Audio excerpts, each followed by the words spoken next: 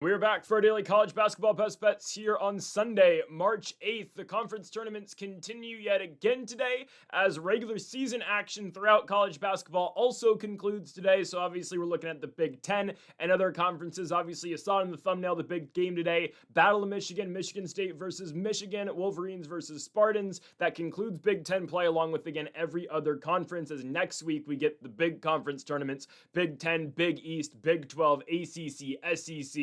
We'll go over all of those as the days progress, but obviously today, final regular season action, and obviously the conference tournaments continue at the mid-major level. Now, folks, before we get into the video, make sure to hit that subscribe button down below for some more daily college basketball best bets here on the channel. Later today, we're going to have our NBA best bets, some massive games today in the association. We've got Celtics versus Cavs, we've got Knicks versus Lakers, we've got Heat versus Pistons, and we got Bulls versus Kings. So some phenomenal games today in the association. Make sure to go check out that video in a couple hours here on the channel. And on Greedo Plays MMA later today, our UFC Fight Night Emmett versus Vallejos full card predictions from the UFC Apex. Make sure to go check those out on Greedo Plays MMA and go subscribe to Greedo Plays MMA if you have not yet. I'm running out of words to describe what yesterday was. I don't have any words. Just like yesterday, I'm sorry.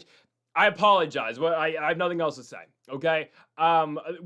Teams that we are taking are creating and inventing new ways to lose basketball games is the best way I can put it. The Indiana Hoosiers just don't want to go. They just don't want to play in March. They don't want to play in the tournament is what I've concluded there.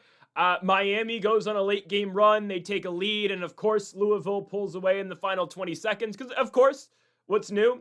Quinnipiac takes, I think it's a 15-point lead early against Marist. Marist obviously then takes the lead and controls the lead, but no, Quinnipiac comes back in the second half just to blow it and lose just in the same way basically Miami lost. So again, another one that went right down to the wire. Georgia Southern is the greatest basketball team of all time. They don't miss shots, so I'll take my L there. Georgia Southern's just that good. And then Pacific, again, Pacific, just like Quinnipiac, just like Miami, games go down to the wire. Pacific can't close. Pacific gets 4 opportunities at the end of the game to either take the lead and win or tie the game against this. Seattle got 4 opportunities. I'm flustered. Seattle got 4 opportunities to beat Pacific, but they failed in every single one of them. So, yeah, it's the worst run I've ever been on in my life. So I don't have the answers to that. I hope the answers are today. That's all I can say. I sure hope we are better today. Again, I'm frustrated. So again, I apologize. Anyways, folks, again, let's get into the first of our 5 best bets for today. Of course, we're going to go over these 5 bets, and then, yes, at the end of the video, we will go over every single remaining conference tournament. We've got some, obviously, qualifiers happening yesterday, Tennessee State and LIU Sharks. The Sharks fins up. They, obviously, both those teams have now locked themselves into the NCAA tournament. LIU hasn't won the NEC, but with Mercyhurst going to the championship game, they've already, obviously, locked themselves into the NCAA tourney, or qualified into the NCAA tourney. So, let's do it. First of 5 best bets today for this Sunday set of games. We kick things off with our first matchup, and we go to the Patriot League. We're going to take a plus 100 underdog to kick things off with the Lehigh Mountain Hawks against the Colgate Raiders. Game is at Lehigh. Lehigh has won both the regular season matchups. Now I know, both the regular season games between Colgate and Lehigh were won by 1 point, and yes, Lehigh won both of them. And now this matchup is in Bethlehem, Pennsylvania. It's an early spot, 9 a.m. Lehigh's got the home crowd behind them. I think they prevail against the Colgate Raiders. This is 2 versus 3 in the Patriot League today. The other side of the bracket features Navy versus Boston University. We're not going to go over that game, obviously, in full, but we'll talk about it at the end of the video. It's a massive matchup here versus Lehigh and Colgate. Obviously, the winner of this game has a chance to host the Patriot League championship game if it is BU beating Navy. Obviously, if it's the midshipmen, then one of these 2 teams will have to go on over to Annapolis, Maryland and play the midshipmen in the championship game on Wednesday. But with the game being at Lehigh, I don't see why Lehigh wouldn't win this game. I'm going with the Mountain Hawks, and I'm going with Nasir Whitlock and these guys. I understand their last game was ultra competitive against Holy Cross. But you know what? That's what we expected. We knew Holy Cross was really good going into that game. And the Crusaders have been giving teams a lot of fits down the stretch of this season. And, Lehigh wins. And how do they win? They win by a half-court buzzer-beating shot to win the game. It's tied, and Nasir Whitlock hits one, obviously, from beyond half court, giving the Mountain Hawks a 69-66 victory. It was the type of L for Holy Cross that, feels like we've been taking as of late. Like, I don't know, Presbyterian sinking a logo 3 to go into overtime after being down by 6 points with 20 seconds to go against Radford. I'm never going to forget that game. I'm not going to lie, there's a lot of games in this stretch, in these last 4 days, that I'm never going to forget. Because, again, teams are creating new and unique ways to lose. Again, I don't have words. Lehigh versus Colgate, though, here tonight. The Mountain Hawks have won 4 consecutive matchups, dating back to a win at home against Boston University, a win on the road at American University, and then back-to-back wins at home against both Bucknell and Holy Cross. Bucknell still a regular season matchup, but Holy Cross is that first-round playoff matchup. And yes, Lehigh started very slow in that game. It was a lower-scoring game than maybe they would have liked. They're always in control pretty much until late in the second half, where Holy Cross goes on a little bit of a run. Lehigh eventually, obviously, retakes the lead and ties the game and sinks that full-court shot. And yes, Holy Cross is the absolute bottom of the barrel of the Patriot, but like I've always said throughout the season, the Patriot League, anybody can beat anybody. It is just one of those conferences where it is a pure scramble, it feels like, at all times. So yes, Lehigh may have only barely gotten by Holy Cross, but again, any win is a great win, I would say, in the Patriot League, and home court advantage does really matter, and ultimately, that's what sways this game today between Lehigh and Colgate for the Mountain Hawks, in my opinion.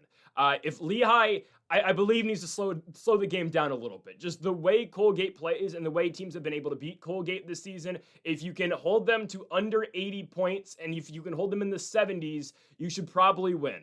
Colgate's coming off a first-round win at home against the Loyola Maryland Greyhounds, who I would argue is actually the worst team in the Patriot League, believe it or not. I think they probably were. I know I'm including both Ryan Curry and Army and Holy Cross, and even Lafayette. I really think Loyola Maryland was the worst team, just how everyone was playing towards the end of the season. They just did not play great basketball.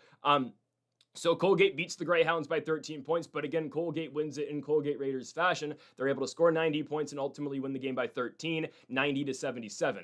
They got a great scoring output in that game out of multiple players. Jalen Cox has been their leading scorer all year long. Cox is averaging 18 points per game, but he was not the leading scorer against the Greyhounds, as instead it was Ben Tweedy. Tweedy scored 28 points on 9 of 12 from the field and 5 for 8 from beyond the three-point line. Jalen Cox never comes off the court for the Raiders. He played 39 minutes, scored 21 points, and went 7 for 11 from the field. Not as much of a three-point shooter as Tweedy is, as Cox is going to go downhill and try to attack the basket, but he again still scored 21 points in that game. Andrew Alisenko as well scored 17 and had 5 rebounds for the Colgate Raiders. It's just a fast-paced team that looks to push the ball. I wouldn't say, again, they're purely dependent on that three-point shot. The only really good three-point shooter on this team, in my opinion, is Ben Tweedy. They want to go downhill. They want to attack the basket, but I will say, I believe Lehigh is a good enough defensive team to manage with that. Lehigh's been in a lot of dogfights this season and a lot of, again, lower scoring games that they're just able to prevail in. Nasir Whitlock against Holy Cross, 29 points in 39 minutes on 11 for 24 from the field and 4 of 6 from beyond the three-point line. He had a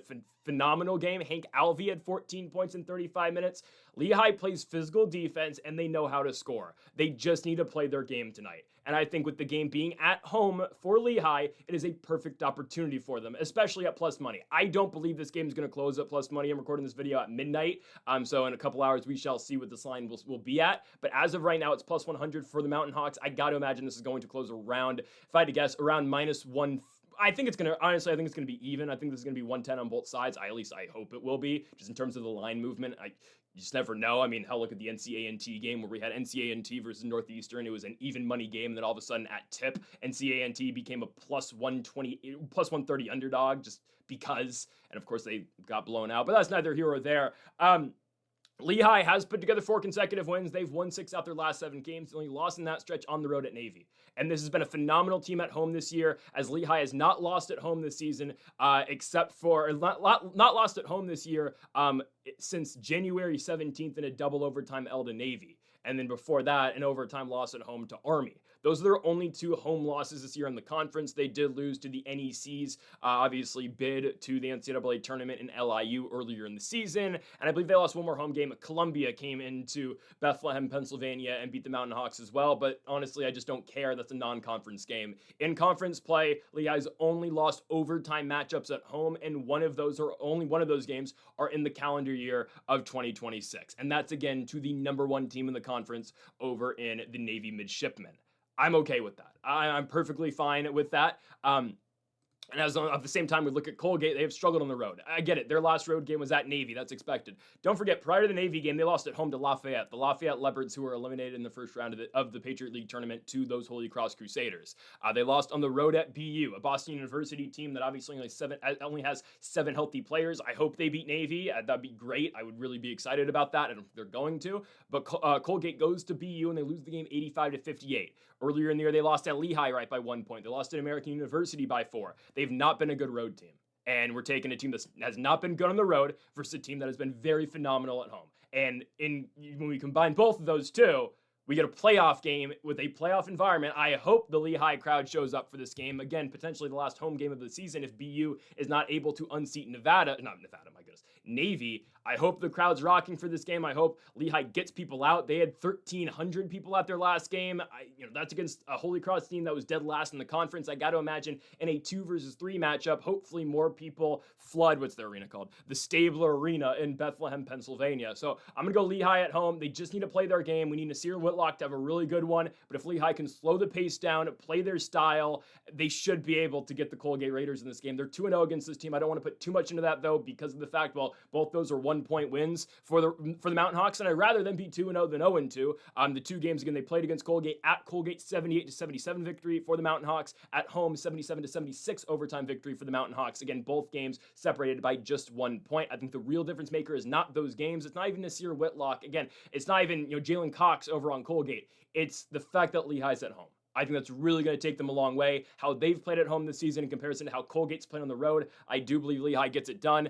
Plus 100 as of now for the Mountain Hawks. We'll see where this line moves, but I'm going to go with the Mountain Hawks to kick off the day at home against the Colgate Raiders. On to our second best bet of the video, we move to the Horizon League tournament, to the Barbasol Horizon League tournament, let me get it correct, as the Northern Kentucky Norse take on the Green Bay Phoenix. It's the second round now in the Horizon League tourney as this thing continues, and I'm going to take the points with Green Bay. We're going to go plus 2.5 today for the Green Bay Phoenix. So the Horizon League tourney, again, now officially now in full swing, as this thing has headed to Indianapolis, Indiana.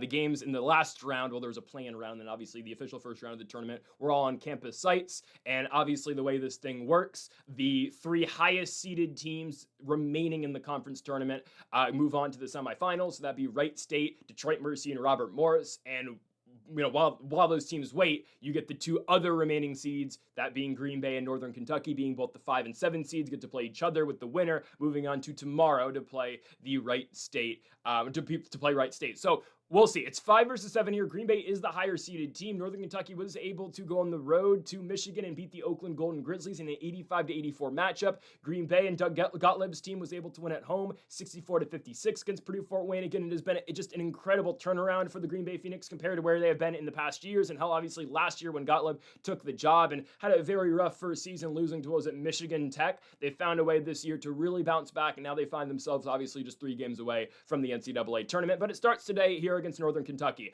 I'm shocked that Green Bay is at plus money here. We're going to take the points. I'm going to go plus 2.5 on Green Bay today, again in Indy against the Norse of Northern Kentucky.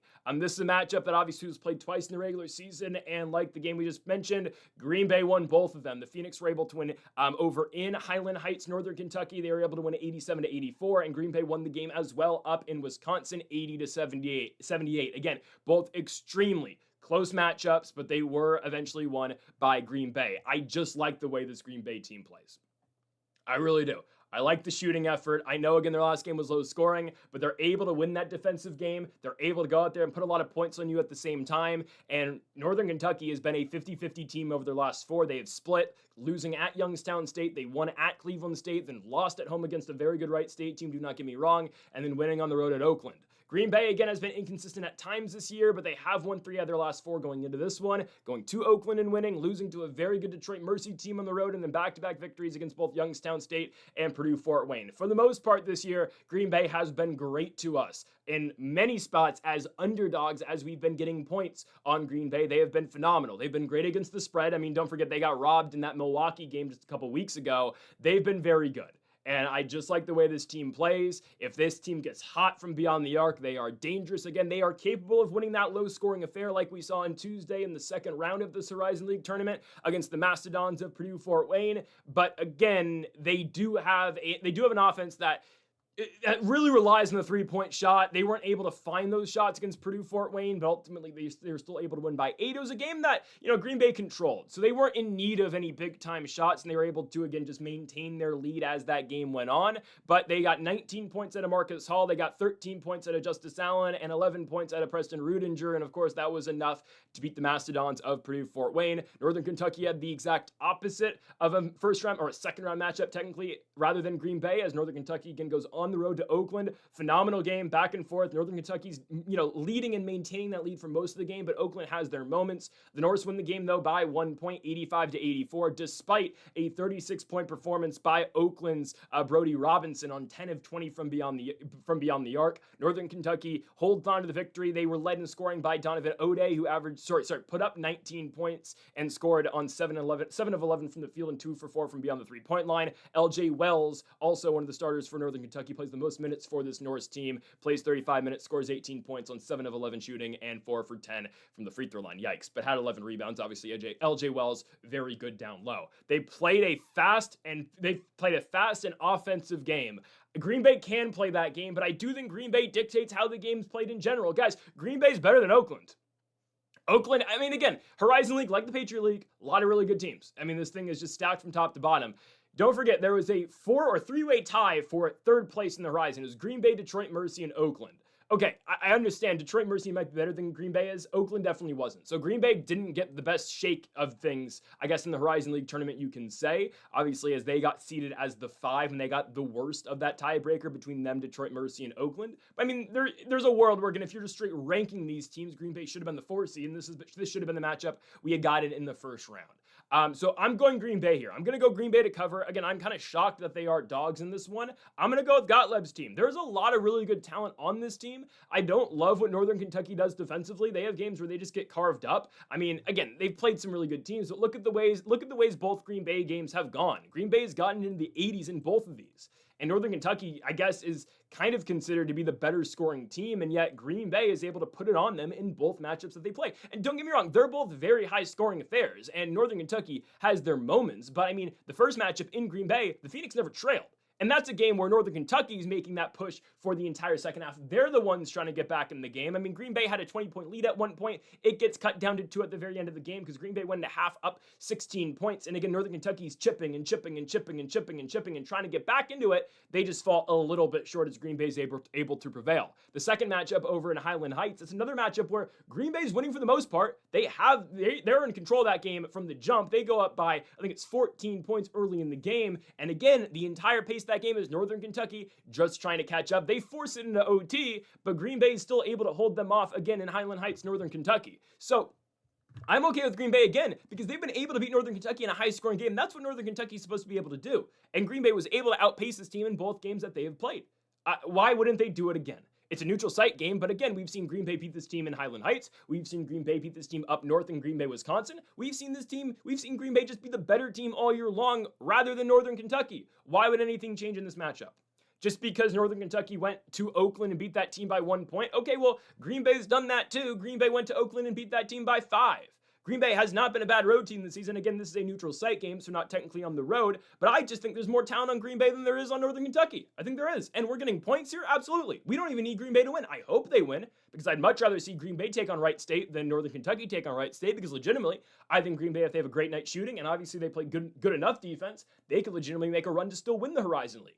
But we'll take the points here. I'm not going to complain if Green Bay loses the game by 2 or loses it on a buzzer beater and loses it by 1. I'm okay with that.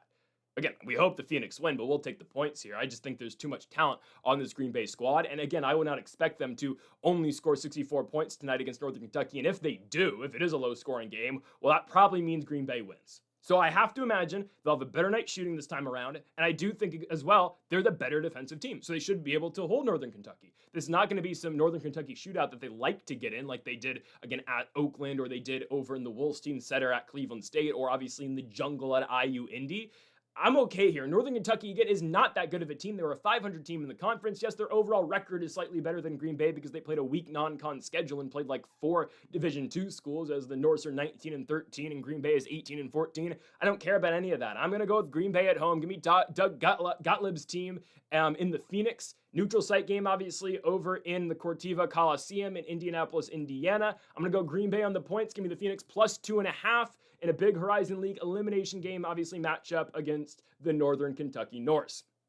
On to our third best bet of the video. It is the biggest game of the day, despite it not being a conference tournament game, but it's still a massive one as we move to the Big Ten. Let's try this again with Michigan and Michigan State. Give me the Spartans on the road and give me the 10.5 points rather than what the money line we were forced to take the last time out between these two teams. I'm done picking against the Spartans. I'm gonna start it with that. I'm done picking against this team. I know there are spots in which they may struggle against this Michigan team, but I'm looking at momentum and I'm looking at what this game means for both of these teams. Again, we've been so involved with the conference tournaments, and everything we've done recently has revolved around those conference tournaments, and obviously Indiana continuing to find ways to lose and drop out of the tourney, which, by the way, ESPN still wants you to believe the Auburn Tigers are a tournament team in the year of our Lord 2026, which is blasphemous, and it's unbelievable. Anyways, if we look at bracketology right now, the 1 seeds are currently the Duke Blue Devils, the Michigan Wolverines, the Arizona Wildcats, and now the Florida Gators with UConn's loss yesterday. One could argue, and I would too, if Michigan State wins today, they need to be considered for that final number 1 seed. I think they have to be. I mean, again, I know they've been stuck in Duke's bracket every single year for the last 5 seasons. Are we watching the way the Spartans are playing? And yes, Florida's really good. The Gators are great. They're by far the best team in the Southeastern Conference. They have not lost a game since they lost to Auburn, of all teams, and that's the only thing keeping the Tigers alive in this entire situation. But come on now. Watch the way Michigan State's been playing basketball. They play in a tougher conference. Nobody's telling me otherwise. And if they beat Michigan, then they will be in line to get that final number 1 seed. Obviously, the Big Ten tournament and the SEC tournament, for that matter, has still yet to be played. But you got to believe if Michigan State can win this basketball game, they got to be the final 1 seed. Now, again, we're not asking them to win. We're just asking them to keep it within the single digits or lose by 10. But you know what? I'm done picking against the Spartans, okay? I've done it too many times this year. We did it in West Lafayette. We did it in Bloomington. I'm done. I'm done picking against Michigan State. I'm done saying, oh, this team's not very good. They can't score. They can. They just play the most physical defense you're going to see in the Big Ten, and I'd argue maybe the best defense you're going to see in all of college basketball. Now, I know the challenge that Michigan presents is different than any other team in college basketball because of what they do and how they attack the basket and the bigs that they have. I mean, that two, it's a two, the long two that Adai Mara hits at the end of the game. I know Michigan didn't cover, obviously, but the long two that Adai Mara hits over in Iowa City against the Hawkeyes was unbelievable. I mean, again, that's not his game, but Adai Mara chucks one. It's the classic Kevin Garnett take a step in long two. Obviously, it wasn't by design by Adai Mara like Kevin Garnett did throughout his entire career, obviously in the NBA. But I mean, he takes the deepest two imaginable because, well, the shot clock is running out. It was a bailout pass, and Adai Mara got the ball near the 3-point line, takes one step in, and he chucks it, and it banks in. Again, it's just the play out of these bigs. Adai Mara has just been so phenomenal this season. I can't believe UCLA didn't find a way to bring him back. But obviously, the money talks at Michigan, and hell, he's on the best team in college basketball right now, or at least the best team in the Big Ten right now. But this big play out of Michigan is just the toughest thing to deal with, obviously. Yaxel Lendenberg, Morez Johnson, Adai Mara. And when you get somewhat serviceable games that are both Elliot Cadeau and Trey McKinney, obviously they're guards, I mean, it does feel like at times this is an unguardable operation that the Wolverines are running in Ann Arbor, Michigan.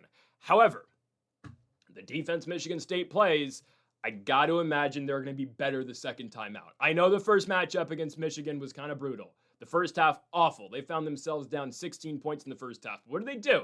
They climbed back into the game. They took the lead at 1 point with 7 minutes to go. And yes, the Wolverines pull away from there. But Michigan State was very in that basketball game, and Jeremy Fears is a much better second half, obviously, than he did in the first half over in East Lansing against the Wolverines. I think it's different this time. I think it is a competitive game throughout. I know Michigan is the better team on paper 100%, and they will likely win the basketball game. Obviously, hell, look at the money line. Obviously, the Wolverines are minus 455 compared to the Spartans plus 350. I understand it. I just think Michigan State's able to keep them close. I just think so. I think Michigan State's able to keep them real close in this matchup because of the games that they played. And yes, none of these teams are Michigan. Hell, again, anyone can go to Mackey right now and beat Purdue. Purdue right now screams first round exit. Okay? We'll see when we get to the tournament, but who the hell does ESPN have Purdue projected to play in the first round right now? Is there a legitimate mid-major that can beat them? Navy? Oh, hell no. Okay, we'll wait till the second round where Purdue will likely lose to, let's say, the winner of North Carolina can't beat that team. VCU. If VCU winds up getting Purdue in the second round, in the round of 32, I will be very inclined to take the VCU Rams. Okay, Purdue is the most fraudulent team ever right now. And yes, Braden Smith and his playmaking ability might be able to bail them out of some games in the tournament, but obviously we know that team's not making it to the Elite Eight, we can say. Maybe they get to the Sweet 16. They're not going to the Elite Eight at the very least. Anyways, Michigan State. Michigan State, the way that they played recently, I understand none of these teams are Michigan, but you beat UCLA at home and you dominate. You go and beat Ohio State at home. You go to Mackey. You beat Purdue by 2 points. You go to Bloomington. You beat Indiana, but everyone's just putting a whooping on Indiana now. It's annoying, but whatever. Again, they don't deserve to be in the tournament. What can I say? But apparently Auburn does. Whatever. And then Michigan State, not a great game against Rutgers. But you know what? They've struggled against Rutgers in both times they played them, but they found ways to win this season. We just need the defense to hold up. And again, I'm asking that out of the best defense in the Big Ten. I think they can. Legitimately, I think they can. Again, the Adai Mara problem is such a puzzle, man. And again, that's Carson Cooper from Michigan State. That's a good luck, pal. Go deal with it. But it is such a problem, and it is such a puzzle to try to fix against, or to try to solve against the Wolverines, because you'll think you have Adai Mara, and then Mara will drop step and look like he's going up, and he'll dump it off to Morris Johnson, and Johnson's rim running. I mean, they are difficult to handle. And then, okay, what if Cadeau's got a great game? What if Cadeau's, feeling it from beyond the arc? And now he's hitting everything. And now, okay, where do we get our stops? If anybody's able to figure it out, I think it's the Michigan State defense. And if any coach is able to figure it out, it's Tom Izzo. It is. 8 versus 3, big matchup, nationally televised spot on CBS. I'm going Spartans on the points. Give me Michigan State on the points. I know, again, extremely how good Michigan is. We do need to say, right, their best bench piece out for the season, LJ Kaysen. It's a horrendous injury. It's unfortunate for him in his sophomore year. He's having such a great season off the bench for the Wolverines. Was hitting big time 3 after big time 3 all year long for Michigan. But he's out. It makes Michigan thinner. Their last game, it's a good win. I mean, again, good for you for going out there and beating Iowa. Some questionable calls down the stretch, I will say, like the weird travel call in Michigan, even though that should have been an undercut foul, but whatever. They found a way to survive, even though it felt like they should have covered midway through this, actually with 5 minutes to go in the game, but it's okay. It's fine. It's great. They find a way to beat Iowa. Michigan has not been extremely dominant, other than the Illinois game. Like, Minnesota came in there and only lost by 10 points. Can Michigan State replicate what Minnesota did? I know they're different games, but I mean, that's kind of what we're hoping for. Minnesota lost to Michigan 77-67. I'm hoping the game's a little bit closer than that. I don't want it to go that down to the wire. But I mean, if Minnesota's able to hold Michigan to 77 points, I think Michigan State should be able to as well. And we've seen Michigan State to get going. And I'm telling you, the biggest factor right now for me offensively for the Spartans is not Jeremy Fears. I know he's going to get his buckets. It's not Jackson Kohler. It's not Cohen Carr, who I know is going to rim run and he's going to pull off some of the most spectacular dunks you're going to see. It's Kur Tang. That's the big piece in my opinion. It's Kur Tang and what he does from beyond the arc. If Kur Tang can do what he did against IU or did what he did against Purdue, I mean, his last 2 road games, he 3 for 6 from beyond the arc in Bloomington, at Mackey, and 6 for 8 from beyond the arc at Assembly Hall in Bloomington. We need a game like that. If Kur Tang can provide that, the bailout 3-point opportunities, and now, we have to watch out for Kur Tang, and now, crap, there's Jackson Kohler, easy bucket, right? Like, we need Tang to be a massive problem for the Wolverines today. I think he can be. Michigan State plays a more competitive game this time on the road against the Wolverines. Spartans plus 10.5. Next up, we move on to the Sun Belt. I can't believe Georgia Southern's a 5-point underdog. Can't believe it. As of midnight on DraftKings, they are plus 5. Again, one of those lines that makes me think, really? I get it. All of these games played. And yesterday, that was a big factor on why I took Coastal Carolina. But here's the thing. I've been saying this too, though. Marshall is the most fraudulent team in the Sun Belt in terms of where they're seated. If they were, the 6th seed, I wouldn't be saying this. They're not a 2 seed. Georgia Southern has already played 2 teams better than this team. The only thing Marshall's got going for them in this game is that, Georgia Southern is now playing their 5th game in 5 days. It's a lot. And I don't know if they can clean it up against Troy or Southern Miss tomorrow, because I thought, I don't know. We thought Southern Miss was going to beat App State. Maybe Southern Miss is going to get Troy too. It just feels right now that Southern Miss and Georgia Southern are the teams of destiny currently in the Sun Belt Conference. It just does. Let's be honest. It just feels like these teams are destined to meet in the championship game because of just the way that they're playing. I mean, it's a Southern Miss team that in the regular season went 18-15 and a Georgia Southern team that went 18-15 as well. And yet they both find, or I think they're both now 18-15. They both find their places in the Final Four.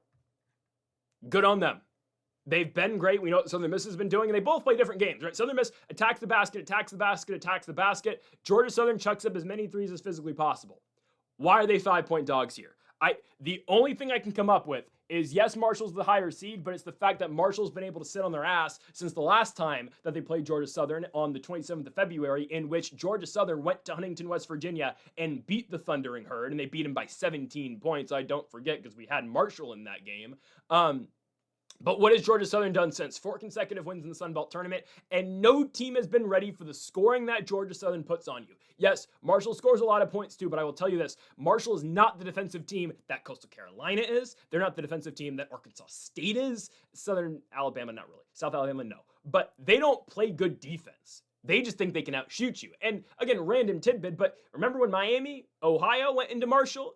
Marshall, again, their entire thing, we feel like we can outshoot you and outscore you. Well, Miami obviously is just a way better version of that. Georgia Southern is, and Southern Miss, they both are, but Georgia Southern is the hottest team in college basketball right now.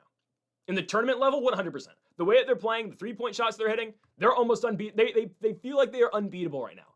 I'd say that obviously they have more momentum than Southern Miss because they won one more game than them, but their road is so much more impressive, not just because of the fact, they played an additional game compared to the Golden Eagles. No, it's look, who have they played? ODU? Okay, yeah, again, ODU, whatever. But they beat ODU. They beat Arkansas State. They went through the gauntlet bracket where everyone was tied for second place.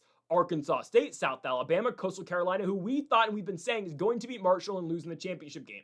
Coastal, better defense than any other team that they've played. Georgia Southern scores 96 on them. Yes, Coastal goes on their runs, and we saw it right yesterday. We had the Chants, but the Chants go on their runs. They take a lead close to the end of the first half, and then what happens right out the gates in the second half? Georgia Southern goes on a 9-1 run.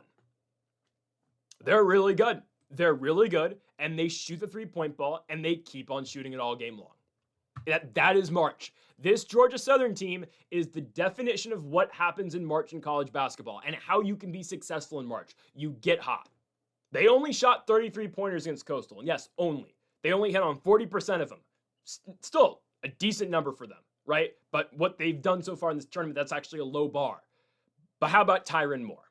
Tyron Moore in 33 minutes for the Georgia Southern Eagles scores 40 points on 16 of 27 from the field and 7 for 14 from beyond the arc. Spud Webb only scores 13. Alden Applewhite only scores 12 because, yes, all they need is the 40 points out of Tyron Moore. Wow. That's the name of the game right there. That's all you need to say. Georgia Southern Coastal, it's 45-42 at halftime. The Eagles then proceed to outscore the Chanticleers by 21 points in the second half. They outscore them 51-30 in the second half, putting the Chants away. Yet another one-and-done turned in by the Georgia Southern Eagles. Marshall's next. Marshall has not played since the 27th of February in a game in which, they lost at home to this Georgia Southern team, and that's the game that sparked all this momentum for the Eagles. They walk into Marshall on a Thursday night, late Thursday night at 9 o'clock at night out there, and they shoot them out the building. 50% from beyond the arc. Tyron Moore scores 26. They deal with Wyatt Fricks enough, and Marshall just can't outscore this team. Georgia Southern scores 61 points in the second half to put them way ahead, obviously, over the Thundering Herd. Why wouldn't this happen again? That's all I'll say. Why wouldn't it happen again? Marshall lost 2 of 3 to end the regular season. They lost at Coastal in Myrtle Beach to the Chants. They then beat ODU, and they lose at home to Georgia Southern. Georgia Southern's beating this basketball team one more time. They're going to. Marshall's got some good players. They got some good scores. Again, stylistically, though, they don't play the defense that Coastal does. They don't play the defense that some of these other teams have played against Georgia Southern, and Georgia Southern has just annihilated all of them. The games haven't been close. Marshall again has some good scores. Jalen Spear averages 16 points per game. Wyatt Fricks, who we mentioned earlier, averages 16 points per game. Really good players and experienced players. They're both seniors, right? Jalen Spear, second year at Marshall, played 3 over at Florida A&M. Wyatt Fricks, 5-year player over at Marshall. First year starting full time for the Thundering Herd. They've got great and experienced guys. They've got some bigs too. Yet I think Georgia Southern and their quick-paced play beats this team. I think the fact that they play small helps them against Marshall, because Marshall won't be able to. Marshall, they run, but they do need to set up their offense. Georgia Southern doesn't need to set up anything. They just get out, they shoot the best available shot right away, and they score, and they win. I mean, again, look at these scoring games they've put into this matchup now. This run, again, has been the best run so far in March. Southern Miss has been great. This has been better. 88 points against ODU, 80 points against Ark State, 94 against South Alabama, 96 against Coastal. I got to imagine the way Marshall plays, the style they play, the defense they play, Georgia Southern's getting into the 90s again. Marshall's not outscoring them. We just saw this game in Huntington. I know it's 5 games in 5 days. Momentum's a real thing. Adrenaline's a real thing. Georgia Southern's not feeling anything right now. They're going to run through Marshall in this game. I think they're going to win outright, but we're getting 5 points, again, which kind of feels shocking for me. But again, that's DraftKings right now, +5 for Georgia Southern as of 11 a.m.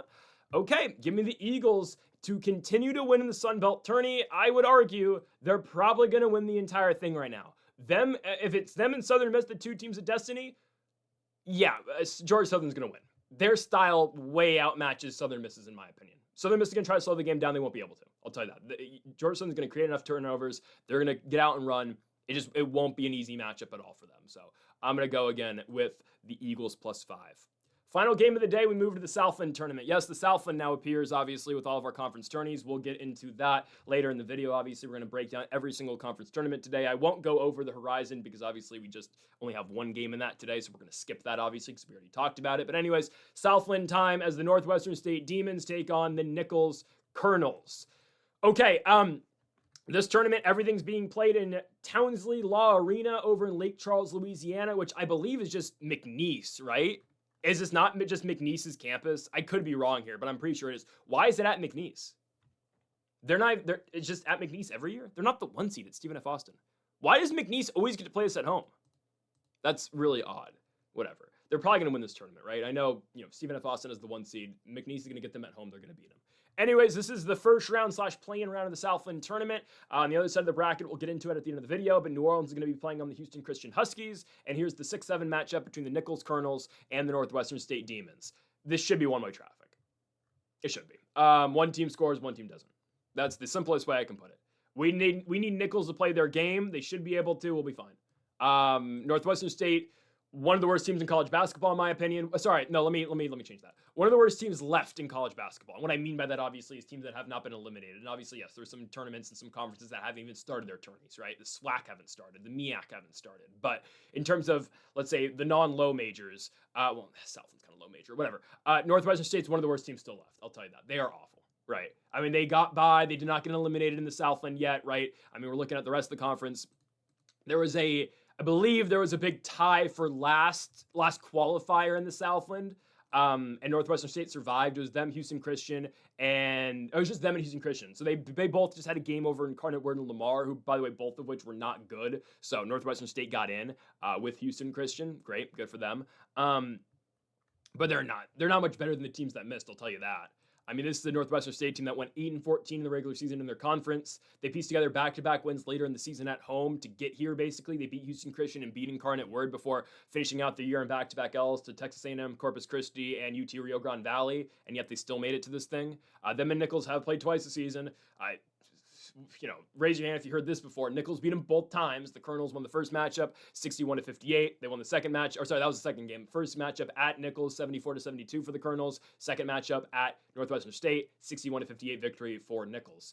Northwestern State's just such a, they're just such an ass team. They don't make layups. They play sloppy. They want to play physical brand of basketball, and that's why they get stuck in all these really low-scoring games. And yeah, I will tell you that. Like, they do play really good defense. I've been impressed with what they do on the defensive side of the ball. But you could argue, you could say that about pretty much every single team in the Southland. Why? Because, well, teams don't score the most points in the Southland Conference. There's not, with the exception of few teams, because there are some teams that have some really great shooters, a lot of teams really struggle to shoot the three-point ball and just struggle to shoot in general in this conference. So you're going to see these really low-scoring games. You can say, oh, well, it's just really good defense. But at the same time, again, some of these teams they'll leave guys wide open for three because they know they can't make them. I mean, we've watched Northwestern State this season. We watched their back-to-back against the East Texas A&M Commerce Lions, who obviously missed the Southland tourney. They lost both of those games. Why? They couldn't finish at the rack. They couldn't finish these easy bunnies every single time. It was brick after brick, back iron after back iron. They aren't a good finishing team. They do play great defense, but this should be a game that Nichols is able to control. The Colonels do have better scorers. They do what Nichols does, they do better than what Northwestern State does. Because, guys, partly out of what Northwestern State does is purely luck. It's purely, we're daring you to hit a three. And again, most teams in the Southland can't do it, so we're daring you, go shoot it. Nichols has got to be able to hit their threes when they're given it. They're in the upper half from what I've seen this season. And we've watched a lot of college basketball this season, but from what I've seen, Nichols is in the upper half of the shooting teams in the Southland. You've got a bunch of guys who shoot in the mid-30s. Jalik Dunkley is their best guy, averages 13 points per game. He shoots 35% from beyond the arc. You know, he has not played well recently, but he's on the court and he still plays like 30 minutes and he's their leading scorer, yet he's only been scoring like 4 points per game, but he's a capable shooter. Jalen Searless is a 36% three-point shooter, I believe. Again, has not played big minutes as Nichols has kind of just turned around their entire rotation as of late, oddly enough. Their leading scorer recently it's Trey English. Yeah, he was averaging 12 points per game. English, not a great three-point shooter, but a guy who's going to attack the basket, and he's going to attempt three-point shots, I'll tell you that. Which, again, I just need their best guy. Again, that's what Trey English has been recently. Senior out of Baltimore, Maryland, point guard, 6 feet tall. He's going to attempt threes. He attempts like 10 a game. The thing is, he's like a 30% three-point shooter, but he tries, right? Former McNeese player, started at McNeese actually a couple of years ago, and obviously he's now a Colonel. He's going to try to shoot the three-point ball. We just need him to make it. And the way that Northwestern State plays, from what I've seen most games, they're going to allow you to take those shots. They just don't think you can make them, or at least make them consistently to the point where they think they'll hurt you. They'll hurt them, right? In clutch minutes, in the last 5 minutes of the game, yes, they're going to D up, and they're going to play the perimeter, and they're going to make sure that, again, you're not going to get an easy look from beyond the arc. But in the first half, they're going to say, all right, go hit that shot.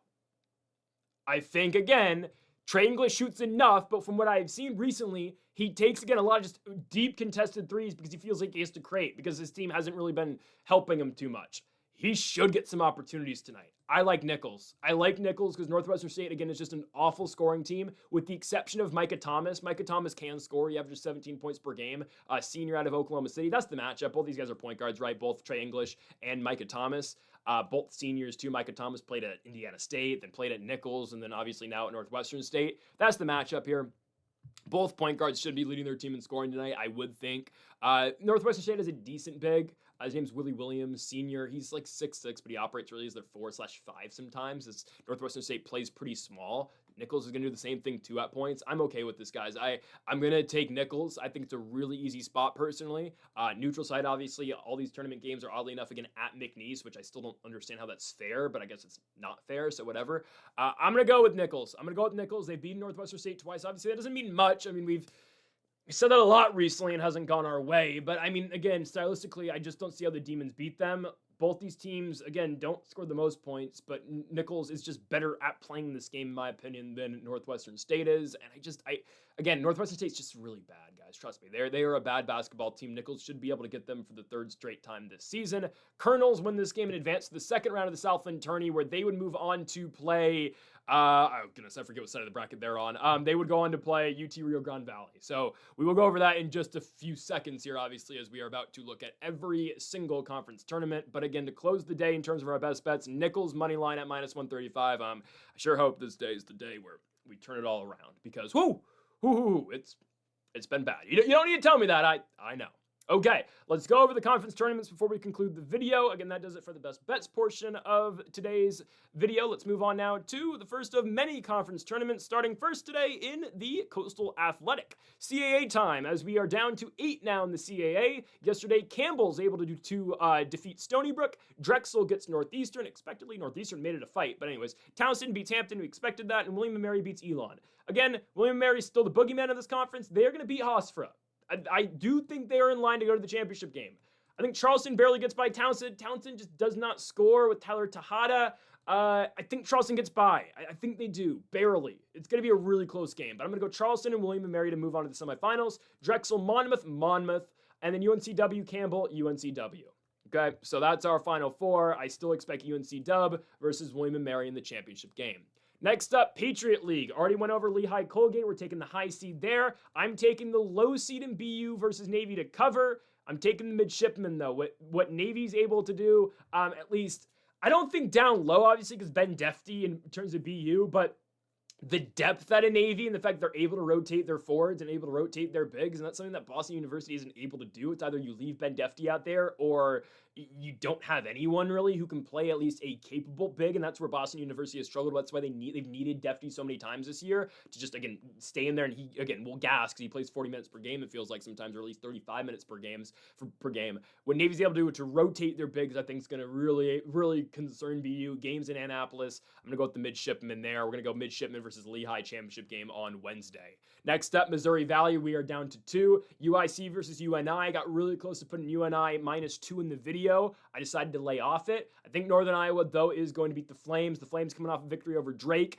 You know, it felt like Drake's run's eventually going to come to an end, and UIC is able to do it. UNI beats Bradley. Okay. UNI, UIC. UNI. UNI is going to play that, slow-paced, limit possessions type of game. I think Northern Iowa has been very phenomenal at what they do. They've gotten by Illinois State and Bradley so far. It's the way more difficult run so far compared to what UIC's been able to do. Murray State just didn't show up when they played the Flames, and Drake, again, beat Belmont. Great for them, but unfortunately for them, they just ran out of steam playing 3 games in 3 days. I'm taking UNI to win the Missouri Valley Conference, joining Tennessee State and the Long Island Sharks in the NCAA tournament.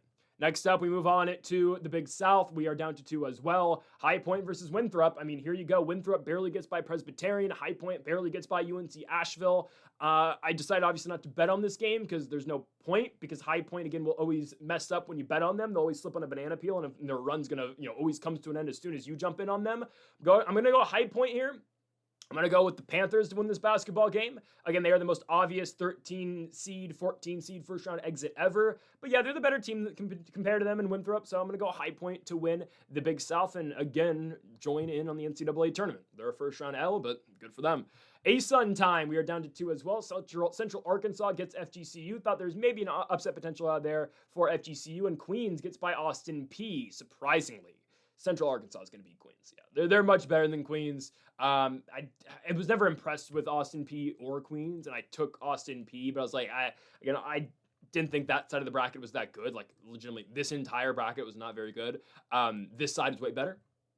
Central Arkansas gets by a high-scoring team. They limit them to 63. Good for Central Arkansas. They should go to the tournament. They should beat Queens. Next up, we move to the SoCon. We are down to 4. Low seeds win both in the bottom side of the bracket as UNC Greensboro takes down Wofford by 3 points, and Furman's able to beat Samford. So now UNCG takes on Furman. I'm going to keep riding with UNCG. Give me Neely and those guys. They're playing good basketball. They've won 2 games in 2 days. I think they'll advance to the championship game. They were supposed to preseason-wise be much better in the SoCon conference. They just haven't turned out so far in the regular season, but hell, the postseason's been massive for them. I think they continue to win. ETSU is going to beat West Carolina, though. Eastern Tennessee State's the best team in this conference. Yes, only 7-point victory over the lowly Citadel, but hey, Eastern Tennessee wins. They should continue to win. I expect them to beat West Carolina today. ETSU versus UNCG tomorrow, in my opinion, for the SoCon Championship. Not going to spend too much time on the Sun Belt, obviously, because we've already seen it a lot, and we've already talked a lot about the Sun Belt so far, but again, we are down to 4. Troy, Southern Miss, Marshall, Georgia Southern. I'm just convinced at this point that Georgia Southern and Southern Miss are the teams of destiny. I think they're going to meet in the championship game, and that'll be cinema. An 8 seed versus a 10 seed with the chance to go to the NCAA tournament on the line, kind of rewriting the narrative, at least, for what the Sun Belt Conference tournament entails in terms of the seeding in the bracket. Like, again, teams like Georgia Southern and Southern Miss are not supposed to exceed, but Georgia Southern started this thing in the second round on Wednesday. They continue to to win. Southern Miss started this thing on Thursday. They continue to win as well. By far, the tougher matchup between these two is going to be Southern Miss against Troy. Don't get me wrong. Georgia Southern, in my opinion, should beat Marshall. They should definitely cover. And I think the Eagles should cover against Troy as well. I think they should win. I think we're going to get Georgia Southern versus Troy. I don't care who's in the championship game, though. We're taking the Eagles to come out of this thing. Georgia Southern is winning the Sun Belt and going dancing. We'll see tomorrow, though, who is their opponent. We'll probably go over it. If it's Georgia Southern, Troy Southern Miss. If it's Marshall in the championship game, we're fading automatically. Southland Conference Tournament. Again, we've already went over it a little bit, as we took the Colonels to beat the Demons. Other side of the bracket, New Orleans versus Houston Christian. Houston Christian, another one of these teams, doesn't play very well, doesn't score very well. You can say the same thing about New Orleans. You can't. New Orleans is a better scoring team. The Privateers win this game. Betting scandals aside, UNO should win this basketball game. The only thing is, can Houston Christian play that defensively minded game? Can they hold them at can they hold the Privateers less than 60? If they can, the Huskies have a real shot. But Houston Christian has been so horrible away from Houston this season. They've been good at home, on the road, awful. New Orleans should win that basketball game, setting up for New Orleans versus Corpus Christi and Nichols versus UT Rio Grande Valley. Regardless, we're going to get McNeese and Stephen F. Austin in the championship game. Those have been the two best teams by far in the Southland this season. My opinion, McNeese is going to win it because they're at home in Lake Charles, but we shall see. For now, again, give me the Colonels and give me the Privateers. Metro Atlantic time, we're down to 4. Merrimack completely dominates Sacred Heart. Marist gets behind Quinnipiac. Fairfield beats St. Peter's, and Siena beats Mount St. Mary's. Well, Merrimack, I hate to say it, is going to beat Marist. Marist hit some big-time shots in that game. Got to give the Red Foxes some credit, but that's where their season ends. Merrimack should win. Would I bet it? Absolutely not, though. That team's the most fraudulent one seen in all of college basketball. So there's a chance Marist could get by. I would just stay away in general. Fairfield-Siena should be a one-sided beatdown, in my opinion. But a one-sided beatdown in the Metro Atlantic, for the most part, usually means 10 points. So it's going to be Siena by 10 to beat Fairfield. Fairfield beat a bad Peacocks team that was ranked second in the conference, or got to be second in the conference. I always thought Siena's the team to win it in this thing. I think they advanced the championship game, likely taking on Merrimack, where I will be taking Siena to win on Tuesday. Big Sky time. It continues today, and we get more involved. We don't have all the games in the second round today, but we do get the 1 and 2 seeds. That's the advantage that both Portland State and Montana State get for being 1 and 2. They get to force both Idaho State and Idaho to play in the second night of a back-to-back. I'm going to go with Portland State to beat Idaho State, obviously. Game should not be competitive. The Bengals aren't very good. Montana State should get by Idaho, but I don't have much confidence in it. Game's at Idaho. Idaho should have a good showing for this game. I would completely stay away. Portland State should win. This game's going to be ultra close. Hesitantly Montana State, but I would not be surprised at all if the Vandals are able to pull it off. Tomorrow we get some more fun games. Really excited for EWU and Weber State. Montana Northern Colorado should be some fun too, as UNCO might be able to pull off that upset. Summit League Conference Tournament. It is the championship game tonight on CBS Sports Network as North Dakota pulls off the last-second come-from-behind victory over St. Thomas. Unbelievably horrible L for the Tommies, and NDSU gets their wish. They get to avoid playing the Tommies, and instead they get their in-state rivals in the UND fighting Hawks. Game shouldn't be close. The Bison are much better than the squad, coming off a 24-point victory against the Omaha Mavericks. This should be a one-sided beatdown for the Bison. They will be going dancing once more after losing all that talent last year. They rebuild, they regroup, and here they are. UND does not have Trace and Eagle staff anymore to drop 50 points in the Summit League tournament for them. They've had a great run, but this is where it ends. NDSU is going dancing. And our final conference tournament for today is the WCC. I hope I didn't miss one. We are down to now 6 teams in the WCC, as we will get Gonzaga and St. Mary's involved tomorrow, but let's see who will play them. Oregon State, San Francisco. Oregon State easily. Oregon State should dispatch of San Francisco. San Francisco beat up on a tired Portland team that wasn't really ever that good. I thought maybe the Pilots would be able to push it one more game. They don't beat San Francisco. USF still is not good. I'm going to surprisingly maybe take Oregon State. Santa Clara Pacific.